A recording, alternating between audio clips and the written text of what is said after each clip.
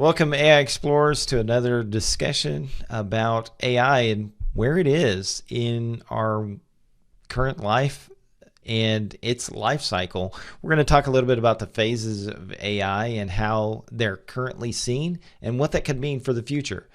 Jacob, what are your initial thoughts when we begin discussing this topic for our audience? I think that it's important to view artificial intelligence through the perspective of what has happened and what could happen in the future. And so we've already talked about this, about the history of AI and how it's actually been around for quite a while.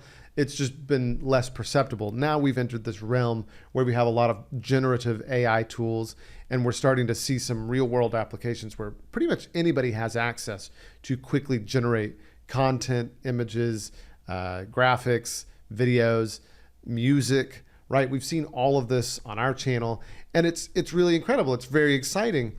But when you consider like where artificial intelligence is in the overall framework of where it could go, we're still in the early stages, which is mind-blowing. So it has taken obviously a long time to get here, but we're at a point where we've just now arrived at kind of deep learning, machine learning, but we're still potentially a decade away from artificial general intelligence and then from advancements that go beyond that. And so it's just interesting to think about where we've been, but now we're kind of turning our minds towards where we're going. Right. And like you said, we're in the infancy. And as I've explained to many people, when generative AI came on the scene and it became headline stuff, people were like, oh, this is scary. And then I tell them, we've been using AI for years in a variety of platforms and in a variety of ways. Our smart devices that we query to help us with our daily lives, to use certain things such as speech recognition and facial recognition to open our phones even. We've been quietly using these things in entertainment, in our professional lives. Netflix's algorithm is an AI that is amazing, and what it did years ago in making selections for you based on preferences that you keyed in and taught it. You were training the model that they had behind it.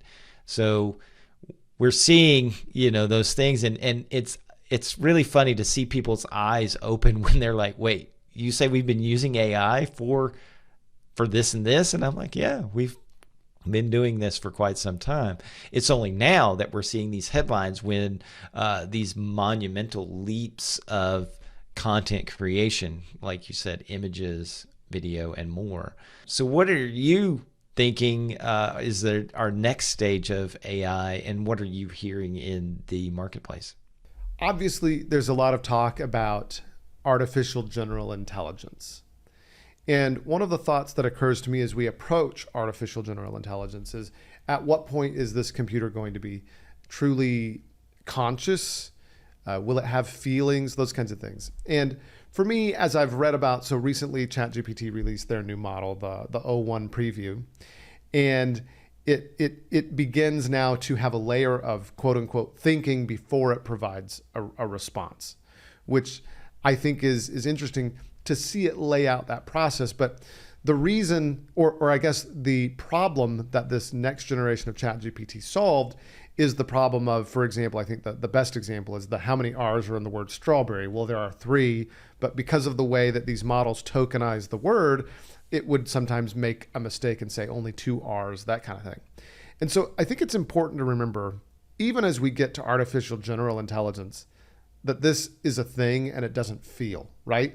Like, I think as the more we interact with computers, the more we're going to be like, hello, computer, and expecting, and we always anthropomorphize robots in popular media and film and movies, stories. And that's fun to consider that, hey, this robot's my friend, and we're going to do that. And there will absolutely be robots rights activists and artificial intelligence rights activists. Like, that's going to exist. That's going to be a thing.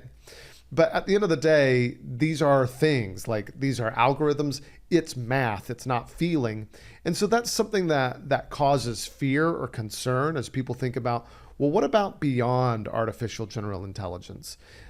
Do we need to be worried for the safety of humanity? And this is why people consider AI as either something that could usher in a utopian future or an existential threat to a species. And so interestingly, a lot of articles online talk about the evolution of artificial intelligence in about somewhere between 5 and 7 stages. And I think where we've landed is we're only in the early stages, because deep learning is stage 3 or 4, depending on who you're looking at. And artificial general intelligence is probably the next evolutionary step for AI. It's there. And Sam Altman recently said with this latest release of ChatGPT that artificial general intelligence is within reach within a few thousand days. So few is 3,000 days. So inside of 10 years, give or take, we're going to have artificial general intelligence. I mean, that's what they're projecting, and they're in the thick of it. There could be a level of optimism there, but also the faster we see some of this technology released, the more likely that feels that we will have artificial general intelligence within a decade. I think it's fascinating, number one, because I'm more an optimistic person on that front, as we've talked about for a variety of functions.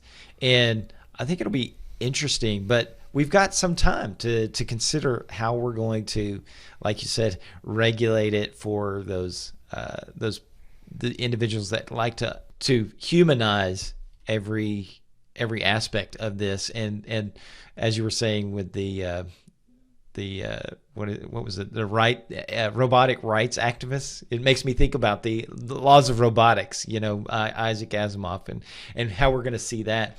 But it also brings to mind a comment that Neil deGrasse Tyson made about artificial intelligence and how we shouldn't be so scared about it, because we're going to make artificial intelligence for specific things, and they're not going to have all granted access and all knowing capacity.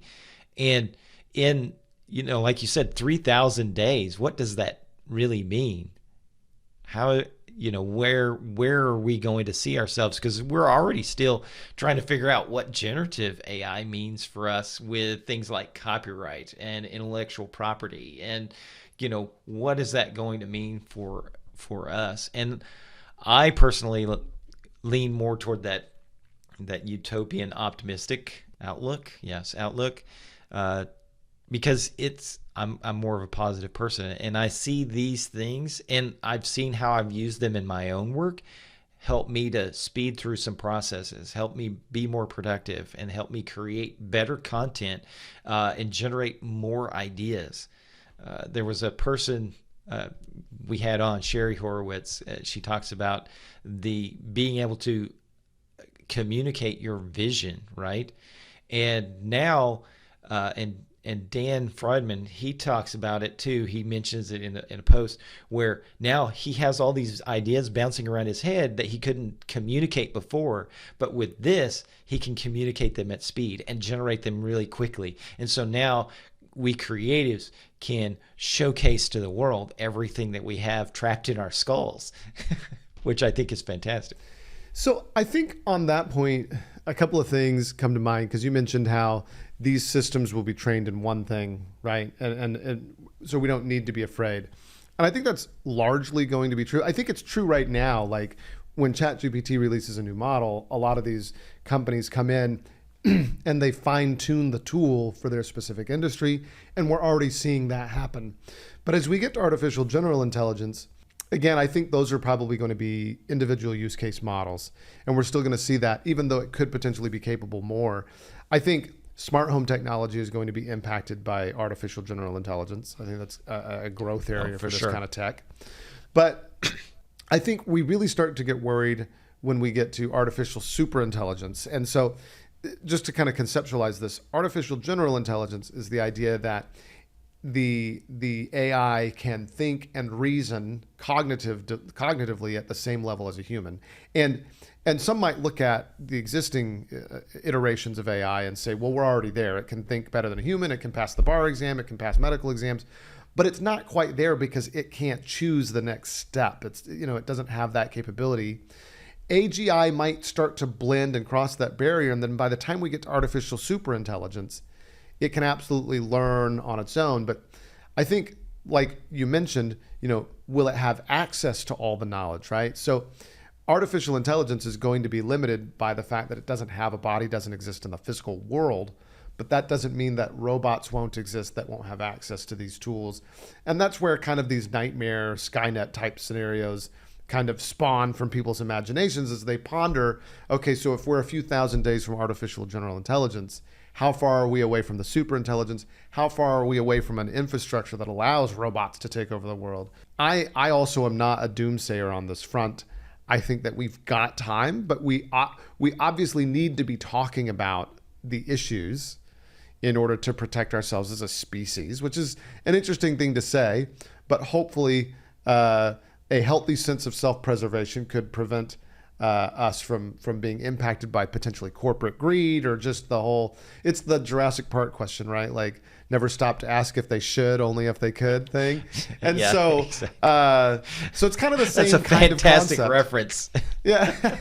Well, it is. I mean, that's what we're looking at. So, Right. what are your thoughts on, like, as we get to artificial general intelligence and beyond, what steps do you think we should take?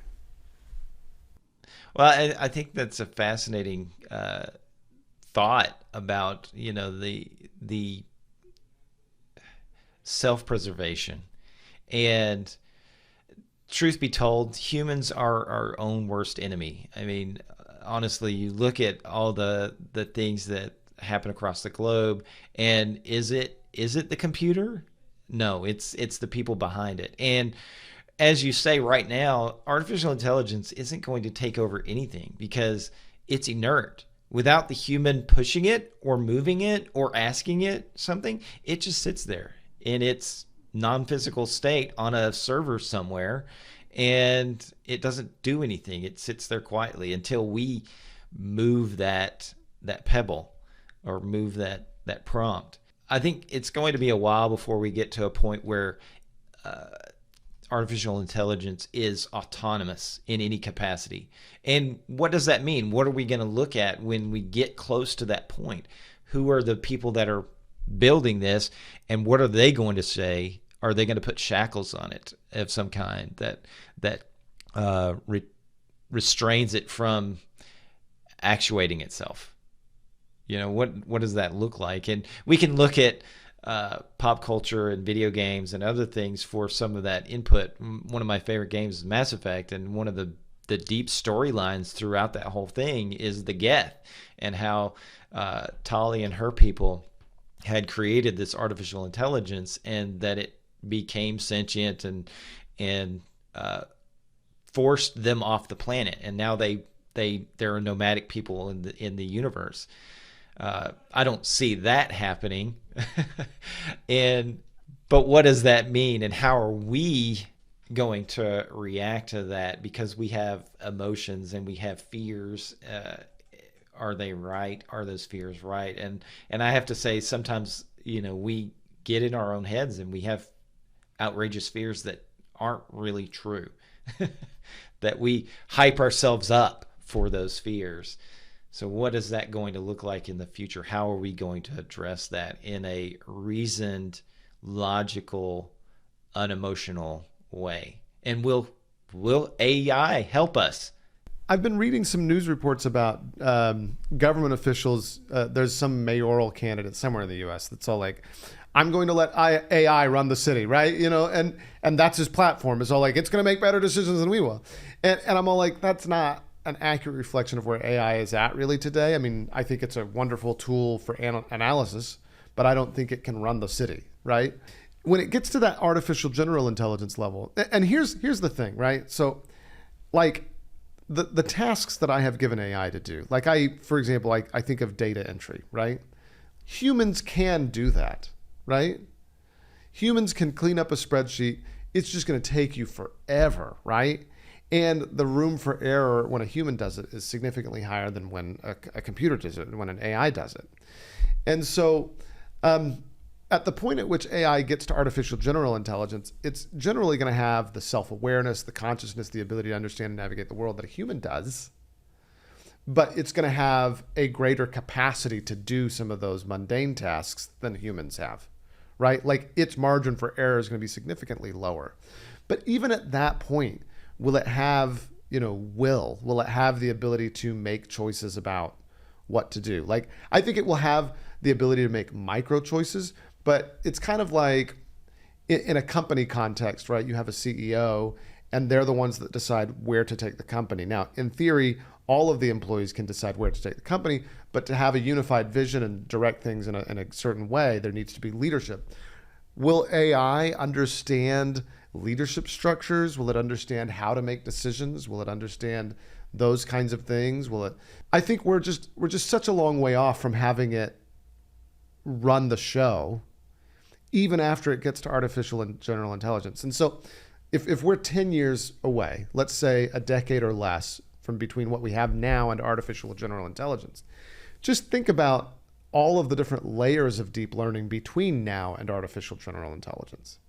And then consider between artificial general intelligence to superintelligence, how many layers of learning and advancement there are between that. I mean, it's probably, I don't know that I can comprehend how much all the computer can do. And that was what was scary when they first came out with publishing ChatGPT. There was talk about like, well, we don't know exactly how it gets to the answers it gets to. I think that's an unacceptable understanding at this stage. We need to know how it gets to the answers it gets to. And I know it's funny, you and I actually talked about this like a year ago, because we were saying that they need to have some way of stamping it with metadata so that a response or something is created by generative AI. And I read something about how OpenAI and some of these other platforms support that artificially intelligent generated material needs to have some kind of metadata associated with it that shows that it was generated through AI. And so we know that we can put those stamps on. We can put that understanding layer on it so that we can better understand its thinking process. I think that is an important step. Like if I'm a regulator, I'm going to say that's a requirement, right? So that we can understand the thought process so that we can track this stuff and be prepared for the future by understanding the present. That's kind of where I land on that issue. Well, and I think, like you said, AI, Sam Altman and OpenAI and others are looking into that factor. And what you brought up with the new model of ChatGPT, where it does a thinking before, I think they've already thought into that process because as we've mentioned, they're probably 2 or 3 versions ahead of what they've shown publicly, right? They're already looking at those key components.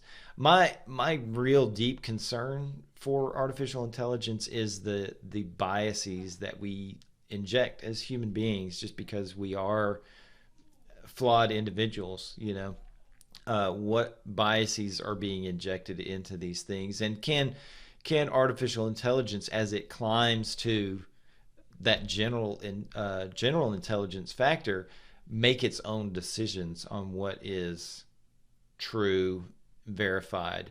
And like you said, AI right now is fantastic for analysis, analyzing things. When you inject data in there and it comes back with a logical and thought through response based on that information, and how can we feed it information and it make those determinations? And I think our biases are going to come into play there when we don't like a chart this certain way, and that's not the narrative that I want to showcase. Well, it's not our narrative. The data is the data, and that's the true factor, and we need to back away from that and let those things come as they will.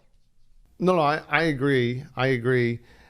One of the things that this said, that I was reading about, so 2 things occur to me in response to what you said, which is the idea that OpenAI has a model that's already beyond the current publicly released model.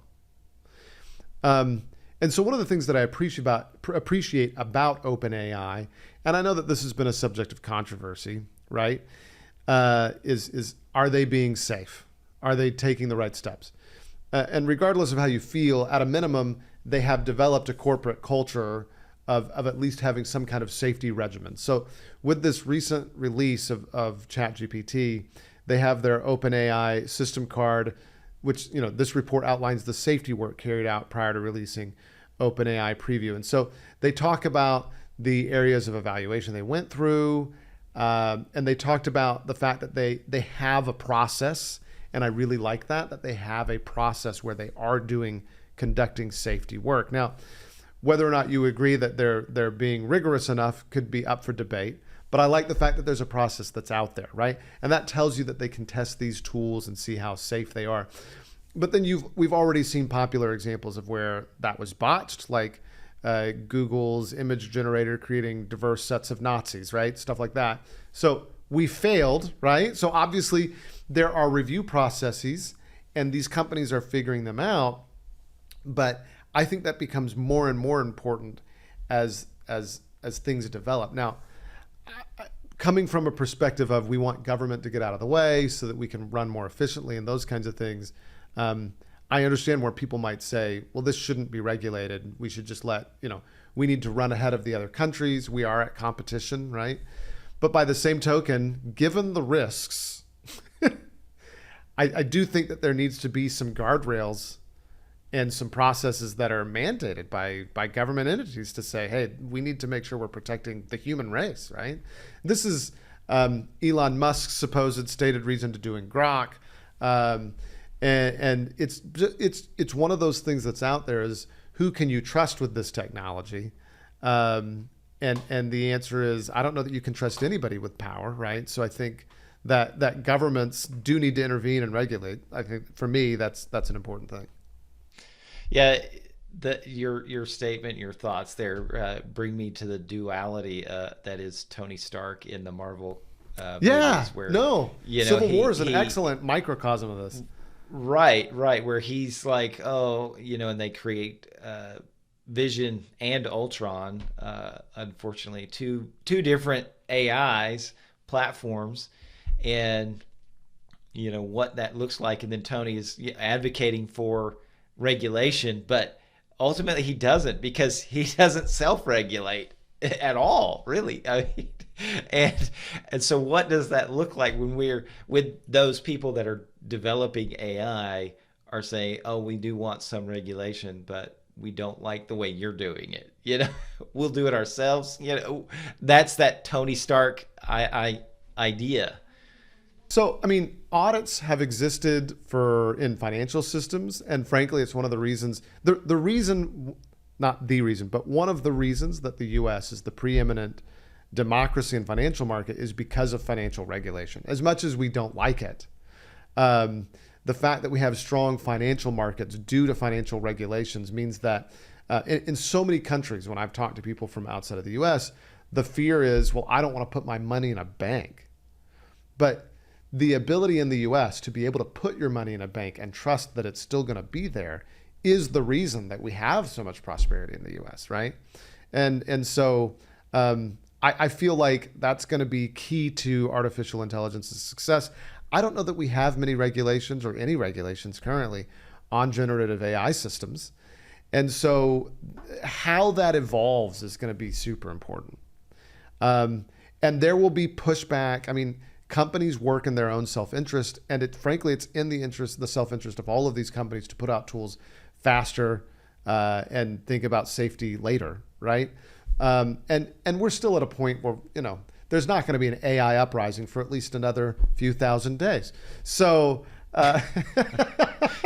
and so we've got a decade, but we've got to do something between now and then, right? I mean, it becomes very important at about that time. So this will be, I don't see it being talked about a lot in the general populace, because even though these tools are out there and everybody's like, oh, that's cool, nobody in their day-to-day life feels like their safety is at risk today. You know what I mean? But once artificial general intelligence comes out, I have a feeling that the safety conversation is going to pick up a lot of steam really fast. But it would be nice to have that conversation now.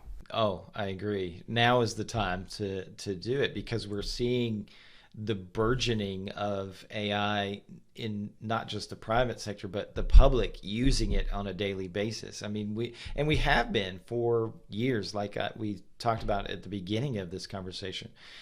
So we should be making steps right now while we're still talking about intellectual property and copyright and those kind of things, where we can still think about it and go, what does this mean? And I think a lot of those leaders in the AI sector, Sam Altman and others, are looking at that.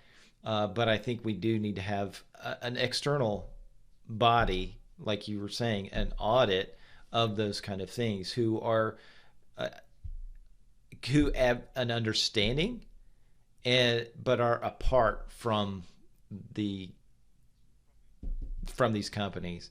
And I don't know that I would say the government, because they're uh, not versed enough, in my opinion, to understand the complexities of some of the things that they talk about in AI circles. You know what I'm saying? Well, it's interesting as well. Like, you've got different standards that get proposed, right? So I think one good example is the WCAG. I forget, it's the Web Content and Guidelines. And so, those aren't law. The Web Accessibility Initiative, right? So the Web Content Accessibility Guidelines, right? So those aren't law, but regulators of websites. So for example, there's the American Disabilities Act, and buildings and public places, public spaces have to be accessible to the impaired, to the disabled. And so that includes websites. A lot of people aren't aware of this, particularly websites related to houses of public accommodation and things like that. And so there are these web content accessibility guidelines that have been created by this third-party organization. These aren't law, but courts, regulators, they look at these standards and say, well, we've got to meet these standards, even though they're not law, right? And so I think there's room for some of these bodies, and maybe you and I should do some research and find, there likely exists already a group or two that is involved in developing these standards. Because frankly, if I'm a court, if I'm a judge, and some kind of case comes before me, and because that's what's going to happen if somebody gets harmed by one of these tools, and we already see that, with the image generation, right, of celebrities and other people, or Scarlett Johansson being concerned about her voice being used. That feels like more of a copyright dispute. But again, if somebody's harmed by one of these tools, an artificial intelligence tool, or when it's put in the real world through a robot, if I'm a judge looking at this, I'm going to be looking around for sources of some kind of precedent or framework so that I don't have to invent it up on my own, right? And so that's where some of these third-party organizations come into play, Yeah, and I think that's fair. And like you're saying, we need to have that talk now. It is today, instead of 20 years from now, that we need to have that discussion. So right now, we should be in those talks we're creating. And like you said, we should do some research on seeing who those bodies are, who those voices are that are making these policies that will be weighed in on in judgments, in courts, in our governing bodies. So yeah, we'll have to look that up. That'll be a good little exercise to do. So before we wrap up, we've been talking about the evolution of AI, so artificial general intelligence, then superintelligence, and then there's the AI singularity is considered to be beyond that. And I guess this is what the regulatory discussion or the safety discussion is how do we make sure that if we get to that point, it doesn't mean the end of humanity? You know what I mean? Right. Well, it brings to mind, and you know me, I'm nerd to the core, but Right. It brings to mind Deep Blue, who who calculated the answer to life, the universe, and everything as the number 42. Right. And then when asked what the heck that meant, he's like, I don't know the question, but I can help you build the computer that will generate the question for you. Right. And they build the earth, So are we going to see artificial intelligence helping us to build to that singularity? Probably. And we'll get to things like, again, in the imagination of the human populace, it's fantastic what we can come up with. And things like Ghost in the Shell, for example, is reaching toward that singularity of AI, where where does man and machine merge, and that immortality factor associated with this. So it'll be fascinating to see what that is. Again, I'm on that positive, optimistic spectrum of artificial intelligence. So it'll be fascinating to see what that looks like in the future. But how about for you? What are you thinking on that front? So the idea of a singularity, it's more theory than it is like reality, right? So if we're a few thousand days from AGI, who knows how far away we are from an artificial superintelligence? I think we're pretty far away from that. Although these things tend to be exponential, right? So it's picking up speed. We're only just now picking up speed. So the idea of a singularity, an AI that is smarter than humans, more capable than us, can improve itself. It doesn't need us at this point. That's the point at which I do think there is serious concern, but there's a bit of a question mark as to is it ever even going to happen? You know, and you and I have discussed like the energy usage of AI to develop this kind of stuff. I don't even know how much energy it would take to build that model, much less run it. We've also seen problems. Yeah. A singularity. A Dyson sphere around the sun. Right. Yeah, exactly. And then there's the whole concept of model collapse. So is there a point at which a singularity goes up and then comes back down in terms of its evolution and requires additional human help? Because we've already seen that the human touch is an essential component of artificial intelligence today. Will it always be the case? I mean, I don't know. But the idea is this idea behind the singularity is it's impossible for us to fathom something that's that smart and that capable. Like we just don't know what that looks like for us. But as for me, like you and I, and frankly, this whole generation, we've grown up with science fiction, and there are so many things that are seen in like the original Star Trek, right? The sick bay, and like doctors are like, I want a bed where a client can sit, and now I can immediately know their medical problems, right? And we used to not have that, and today we kind of do, right? And so I think the real answer is, frankly, science fiction. I think that's where the real thinking is happening, oddly enough, is in our dreams. Like, what's possible? You know what I mean? And so I think the best answers on that are in books and in TV and popular medias. That's the best clues we have as to what's going to happen. And I think that the other thing that's important to recognize is each human being is different. There's the whole nature versus nurture discussion, right? And so if you have an artificial intelligence, and let's say it's encased in a robot, or maybe it's not, like what experiences will it have, and how will those experiences shape its behavior, thoughts? I don't want to call them feelings, because at the end of the day, it's an algorithm, and I know that it's just math. But how will the experiences it has influence those things? It's impossible to say. But hopefully, all of those experiences teach it to be nice to humans. That is definitely the hope. Hopefully, they're all Datas or R2D2s, and not C-3POs. And yeah, not as neurotic as C-3PO or anxious. But yeah, no, I agree with you on the imaginative realm, and one of my favorite quotes by an artist that we both enjoy and have enjoyed his work, Pablo Picasso. Anything you can imagine is real.